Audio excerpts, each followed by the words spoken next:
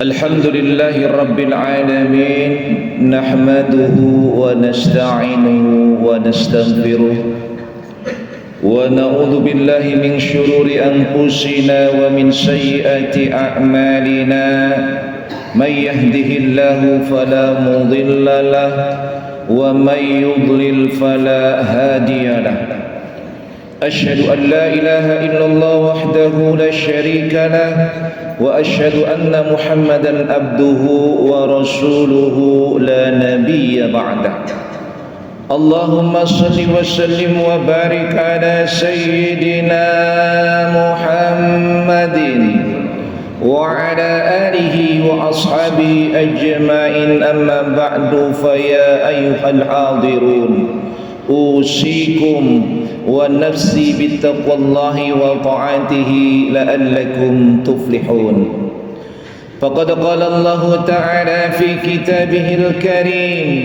وهو أصدق القائلين أعوذ بالله من الشيطان الرجيم يا أيها الذين آمنوا اتقوا الله حق تقاته ولا تموتن إلا وأنتم مسلمون وقال رسول الله صلى الله عليه وسلم اتق الله حيثما كنت وأتبع السيئة الحسنة تمحوها وخالق الناس بخلق الحسن صدق الله وصدق رسوله النبي الحبيب الكريم ونحن على ذلك من الشاهدين والشاكرين والحمد لله رب العالمين.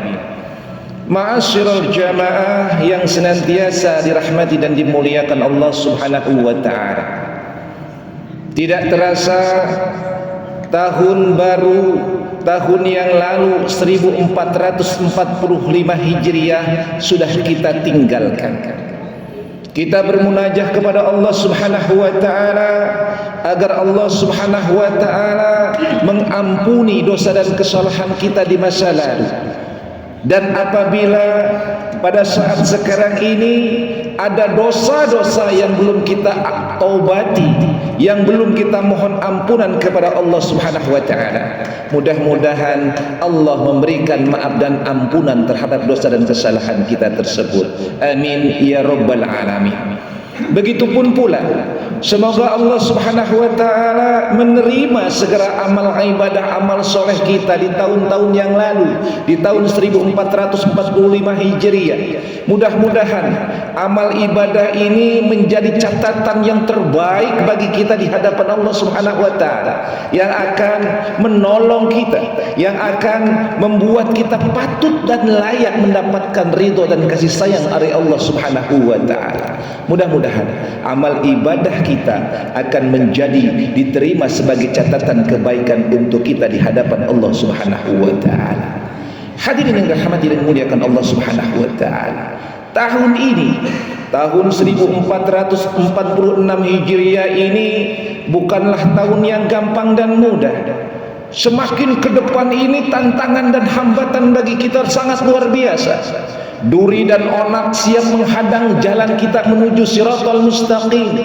Gak mudah menghadapi tantangan yang luar biasa di zaman seperti ini. Oleh karenanya kita semua tentu menginginkan fid dunya hasanah wa fil akhirati hasanah. Karena pada dasarnya tujuan hidup kita adalah mendapatkan kebaikan dalam kehidupan dunia dan akhirat. Dunia dan akhirat bukanlah dua yang berbeda. Dunia dan akhirat bukanlah dua hal yang berbeda, tetapi dunia dan akhirat adalah satu tujuan. Diawali dari kehidupan dunia yang nanti akhirnya adalah di akhirat. Jadi salah besar kalau ada orang yang mengatakan ini adalah urusan dunia, ini adalah urusan akhirat. Karena sesungguhnya dunia dan akhirat adalah sebuah jalan yang berkesinambungan.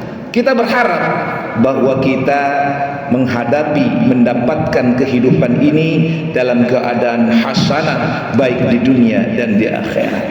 Untuk itu di awal tahun baru ini setidaknya ada 3 hal yang harus kita pohonkan kepada Allah Subhanahu wa taala.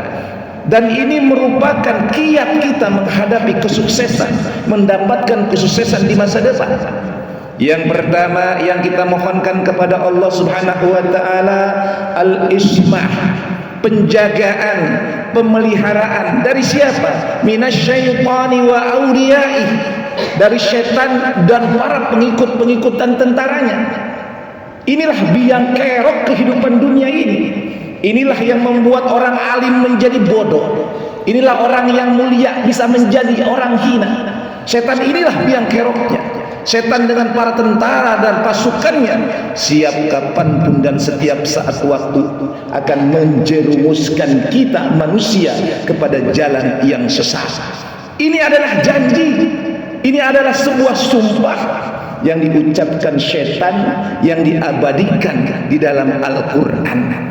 Iblis sebagai biang utama daripada kerusakan dalam kehidupan dunia ini, sebagai musuh utama manusia, sudah berjanji ketika dia dilaknat oleh Allah Subhanahu wa taala karena dia tidak mau bersujud kepada Adam alaihissalam, maka sumpah yang diucapkan oleh iblis adalah Rabbi bima aghwaytani la uzayyinannahum fil ardi wa la ughwiyannahum ajma'in. Ya Tuhanku, karena Engkau telah melaknat aku, maka aku bersumpah, aku akan menjadikan indah kejahatan-kejahatan yang dilakukan manusia di muka bumi, dan aku akan sesatkan seluruh manusia. Ini janji iblis, dan kita jangan lupa dengan janji ini.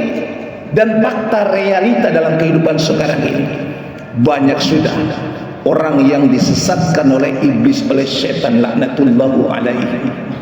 Oleh karenanya, lalu bagaimana cara kita menghadapi segala upaya daya yang dilakukan atau dikerahkan oleh iblis beserta dengan setan ini? Maka jawabannya dilanjutkan dalam ayat 40 surat tersebut. Illa ibadaka minhumul mukhlasin, kecuali hambamu yang mukhlis, yang ikhlas dalam pemahaman bahwa kita menyadari bahwa hidup kita ini adalah karena Allah.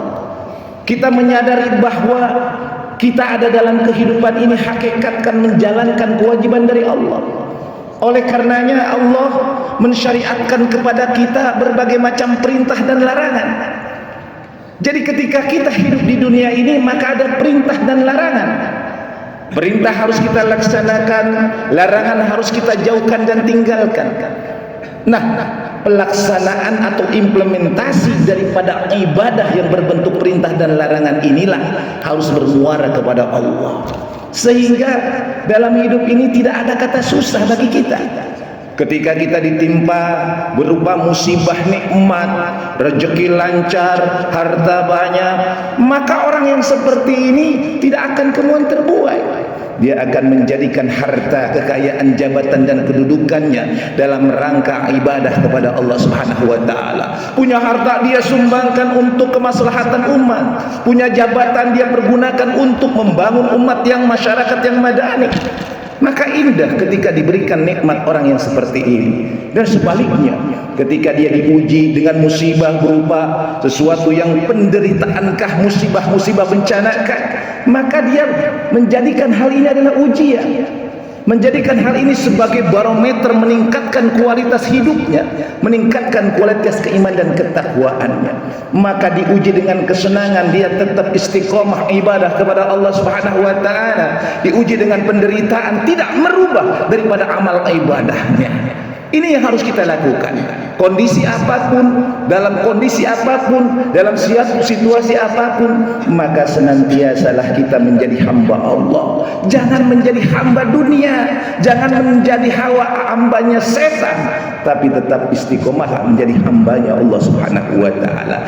Jadilah kita orang-orang yang mukhlisin, yang ikhlas, yang hidupnya disertai dipenuhi dengan zikir kepada Allah Subhanahu wa taala. Lalu yang kedua yang kita mohonkan kepada Allah adalah pertolongan.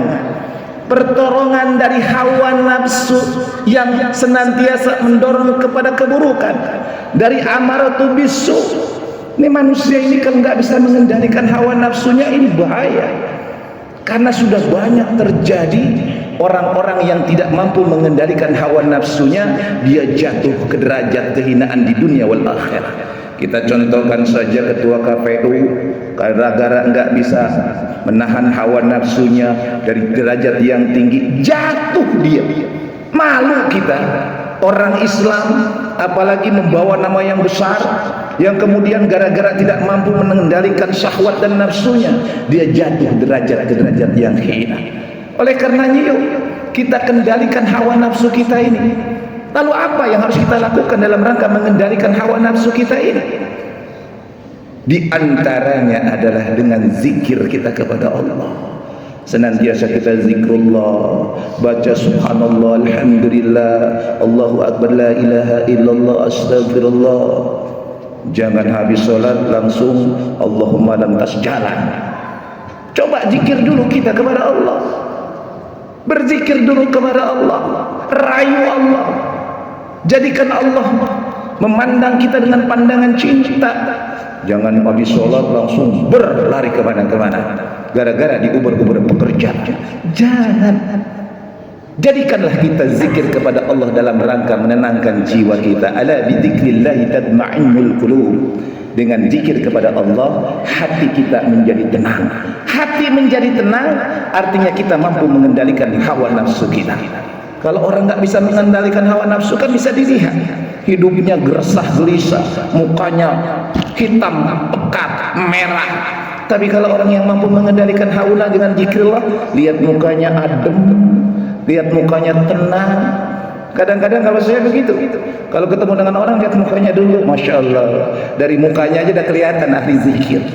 Tapi kalau orang nggak berzikir, itu mukanya lain. Kadang-kadang kita bisa memahami dari struktur mukanya. Oleh karenanya, yuk kita sama-sama untuk membuat hati kita tenang sebagai bentuk pengendalian hawa nafsu, maka zikrullah. Lalu yang kedua, baca Al-Quran, kaji Al-Quran, pahami Al-Quran, bermuayasah dengan Al-Quran, maka ini akan mampu mengendalikan hawa nafsu kita. Sempatkan waktu kita walaupun hanya 1 lembar.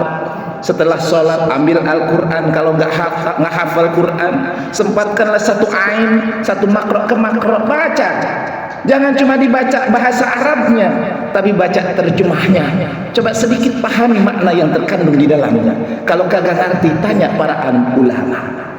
Itu akan membuat hati dan jiwa kita menjadi tenang dan nafsu kita mampu terkontrol.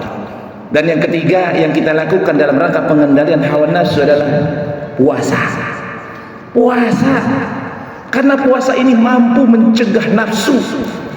Dengan kita mengatur pola makan kita tidak berlebihan di dalam perut ini. Karena kadang-kadang orang udah perutnya kenyang itu kan bawaannya gampang nafsu, gampang bangkit.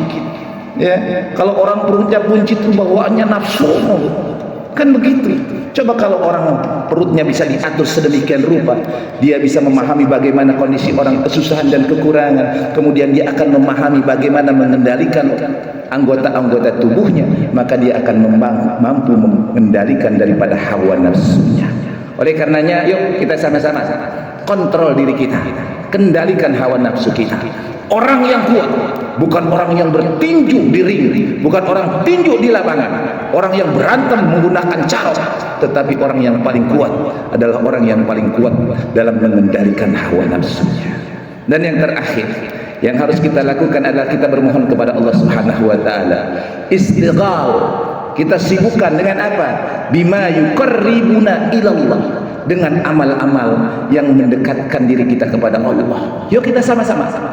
Jangan lewatkan 1 saat, 1 detik pun kecuali ada karya yang kita keluarkan dari hidup kita. Jadilah orang yang memberikan asar yang baik bagi generasi berikutnya. Bagaimana Allah memuji Nabi Ibrahim, bagaimana Allah memuji Nabi Muhammad, bagaimana Allah memuji para nabi yang lainnya, karena mereka meninggalkan asar-asar yang baik.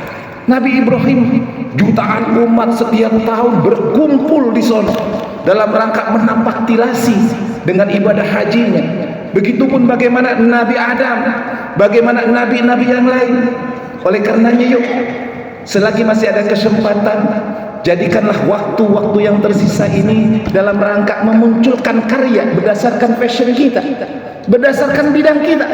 Kalau kita di perguruan tinggi sebagai dosen, sebagai pengajar, munculkan karya-karya ilmiah yang bagus, buku-buku yang bagus. Begitupun sebagai mahasiswa, lakukan penelitian-penelitian yang bermanfaat bagi umat. Maka munculkan karya yang nanti akan bermanfaat bagi generasi-generasi berikutnya. Karena manusia dikenang itu karena ada bekas sujudnya, ada bekas peninggalannya. Sampai sekarang kita masih mengingat Nabi Ibrahim, sampai sekarang kita masih mengingat Nabi Muhammad, padahal nggak pernah ketemu dengan Nabi Muhammad, tidak pernah melihat Nabi Ibrahim, tapi kita menyebut dalam sholawat kita setiap saat dan waktu. Artinya apa? Ada asar kebaikan-kebaikan. Kita menyebut para guru-guru kita yang sudah mengajari kita, yang sudah menjadikan kita sekarang ini, karena mereka sudah memberikan asar yang baik kepada kita. Oleh karena tinggal kita sekarang ini, selagi masih ada kesempatan, jangan pernah sia-siakan waktu kita, kecuali ada karya yang terbaik yang kita berikan untuk diri kita dan umat. Mudah-mudahan Allah Subhanahu wa ta'ala memelihara kita dari bujuk rayu setan. Mudah-mudahan Allah Subhanahu wa ta'ala memberikan pertolongan kepada kita sehingga kita mampu mengendalikan hawa nafsu kita. Mudah-mudahan Allah Subhanahu wa ta'ala menjadikan kita orang-orang yang produktif melakukan kebaikan-kebaikan, beramal soleh dengan penuh ketulusan dan keikhlasan. A'udzubillahi minasyaitonir rajim. Bismillahirrahmanirrahim. Wal 'asr innal insana lafi khusr illa alladziina aamanu wa 'amilus shalihat wa tawassaw bil haqqi wa tawassaw bis sabr. Barakallahu li wa lakum fil Qur'anil 'azim wa nafa'ni wa iyyakum bima fihi minal ayati wa dzikril hakim wa taqabbalallahu minni wa minkum tilawatahu innahu huwal ghafurur rahim.